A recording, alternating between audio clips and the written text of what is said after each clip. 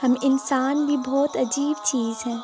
जब तक तल्ख़ तजर्बात ना हो और जब तक ख़ुद पर ना गुज़रे तब तक किसी का एहसास नहीं होता।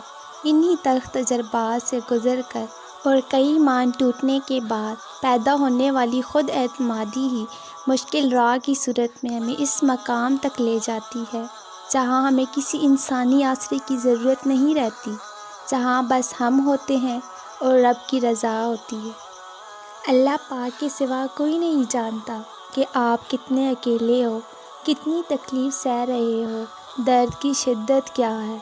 इसलिए अगर रोना ही है तो अल्लाह के सामने रो देना। लोगों का क्या है, इसे कोई फ़र्क नहीं पड़ता कि आप दर्द में हैं। इनको बस तमाशा देखना है आपकी बेबसी का।